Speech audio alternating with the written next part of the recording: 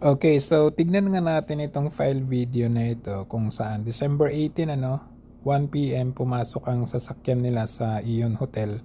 At yan nga po sa pag-check-in, lumabas sila ng elevator floor nila. At pumasok sila sa kanya-kanyang room yan. Dito kasi itong driver, si Hernandez, yung room niya malapit lang sa may elevator. Yung naman si Yusek Cabral dito sa kabila. Makikita ninyo doon sa pagpasok Ayan. Dito sa pagpasok, dito banda si Yusek, doon yung room ni driver. So parang hinatid muna siya doon sa room ni Madam and then saka siya bumalik sa kanyang room. So ito po ay nangyari ng bandang alauna, 1 something 1 something na sila nakakuha, or siguro book na ito prior to arriving, kasi mostly naman, ayan, hinatid mo na sa room niya, mostly naman na hotel, di po ba ay, ayan, 1:20 siya, di po ba ay mga alas 2 or alas 3 yung check-in. So eksakto lang ito alauna something nakapasok na sila. And then ayan po, makita nyo naman yung timestamp 1:13. Hinatid niya muna doon sa room niya. Dito kasi yung room ni mamang driver, dyan lang. Dito naman makikita natin yung timestamp ay alas 2 na, mag-aalas 3 na po.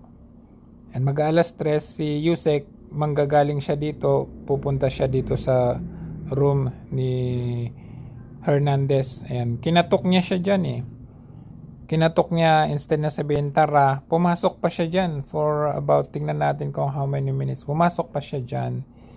So, ayan, kinatok niya. And then, makikita natin na pumasok siya sa room ni driver. And ayan, pumasok ng 2:47. Ayan, 2:47, pumasok siya dyan. Then antayin natin kung ilang minutes siya pumasok diyan. So 2:47, 2:48 kamo na. Kasi baba sila diyan pagkatapos Yun ata yung sinasabi na bumalik daw sila sa Cannon Road, but I really doubt it kasi 10 pa lang 10 AM pa lang nandun na sila at nag-selfie doon. So maybe ang ginawa nila after this, ang speculation ko lang execute na yung kanilang script, yung kanilang plano na ito ay palalabasin na siya ay nagpakamatay or tumalon doon. Kasi makikita natin ito talaga sinadya nila ito, na alam nila na pag nag-check-in kasi sila dito sa hotel na ito ay lalabas talaga. Alam nila na may CCTV dyan sa hotel. So kung ikaw ay merong script na magpapakamatay, syempre kasama na ito sa script mo na nag-check-in mo na ng hotel and then pabalik-balik doon sa Cannon Road. Ayan po, dito na po, lumabas na po siya dito ng so mga 3 minutes, 3 minutes, mabilisan lang naman ng 3 minutes, di ba?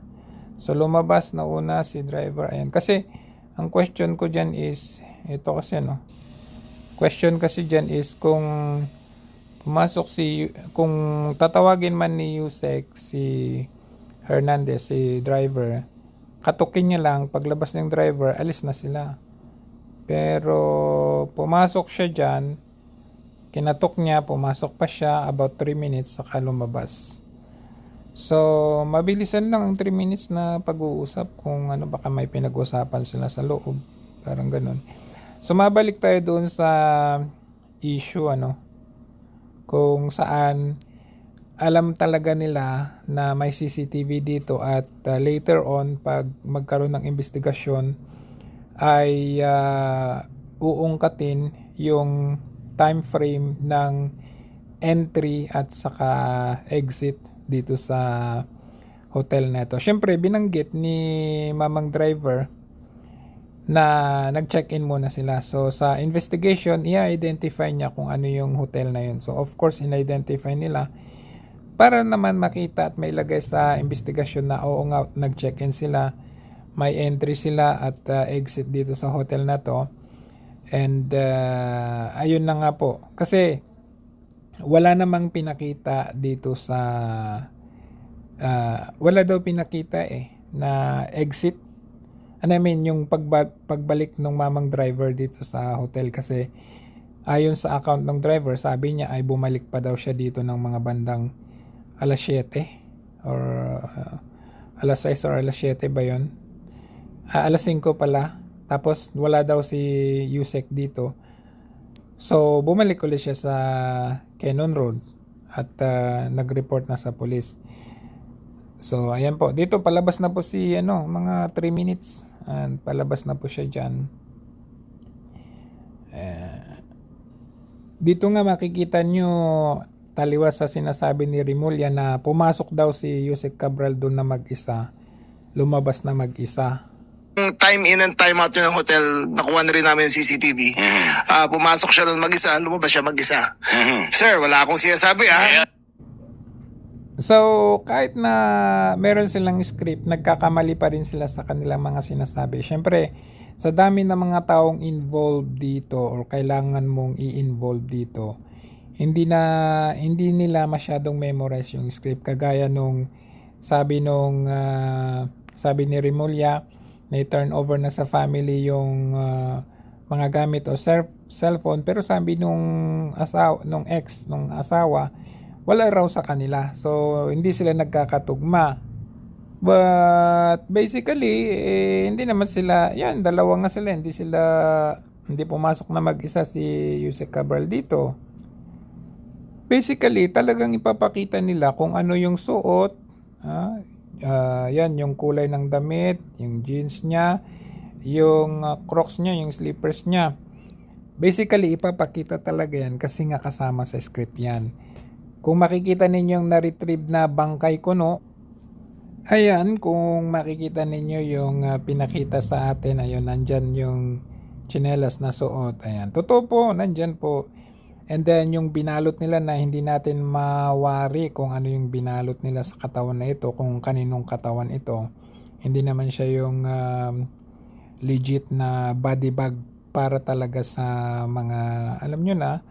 And yun nga, hindi talaga pinakita magmula nung kinuha ni retrieve kuno doon sa bangin. Ang pinakita lang sa atin itong tsinelas.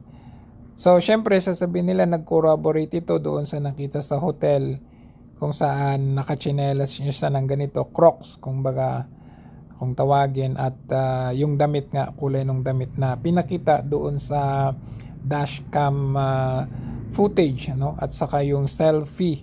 Yung selfie talaga na yun, kasama din sa script yun para sasabihin na, opo, nakatayo po kami doon. Nakaupo po doon si Yusek Cabral. Yung pagsasalita din ng mga kunwaring mga witness na mga ganito, kasama din ito sa script.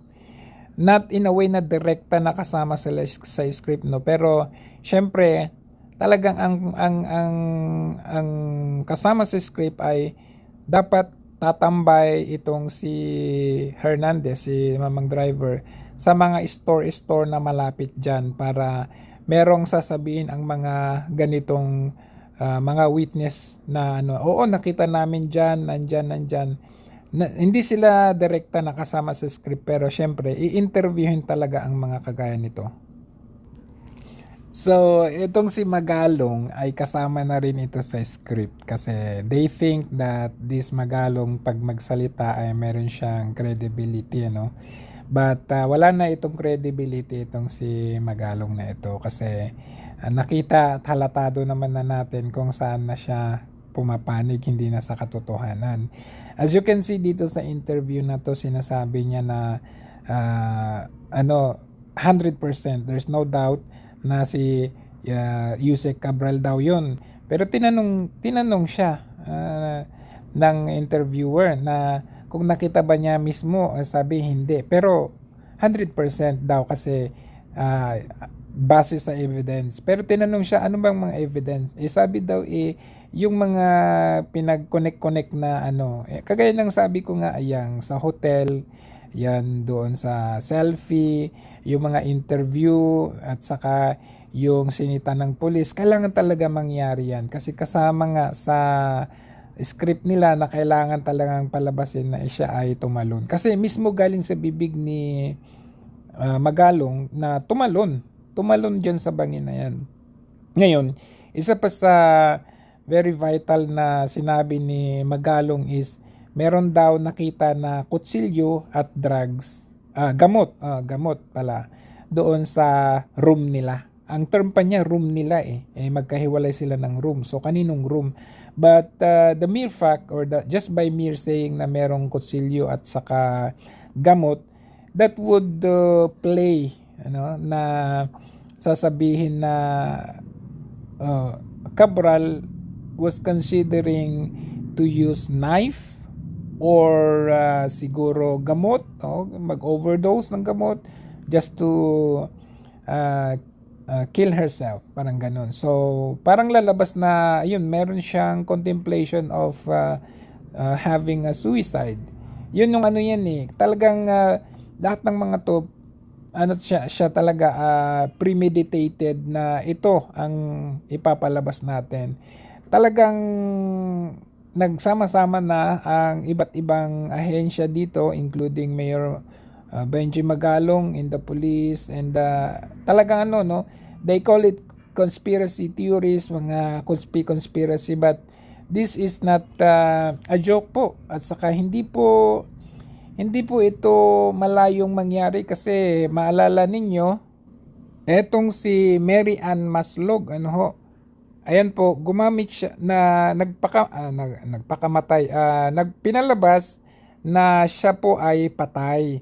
And then gumamit siya ng pangalan, bagong pangalan, passport number, at pumunta siya ng Amerika. Ayan po, yan po siya, si Mary Ann Maslog, iba na yung kanyang passport. Pero ang ginawa niya, kaya siya nagpalit ng pangalan at nagkunwaring patay na siya dahil meron siyang kaso sa Pilipinas. At that is with regard to the textbook scam. And yun, bumalik siya after how many years? 20 years. Kaya nag-testify against VP Sara dito sa confidential fund, I believe, So, hindi po malayo mangyari na ganun din ang ginagawa dito kay Yusek Cabral. Ang difference lang, ang kasabwat ni Yusek Cabral ay yung buong gobyerno. Ayan, bilang panghuling observation, nakita nyo naman, paglabas nila dito sa elevator, makikita nyo, tumingin siya sa CCTV. Look where the eyes is leading to. No other than the CCTV. So, chinek nila yan kung saan yung CCTV.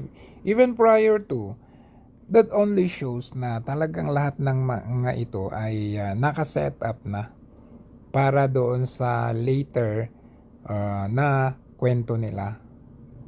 Ngayon, ang tanong natin, nasaan ka na, Yusek? Ano kaya itsura mo pag sa susunod na makita ka namin at ano kaya ang bago mong pangalan?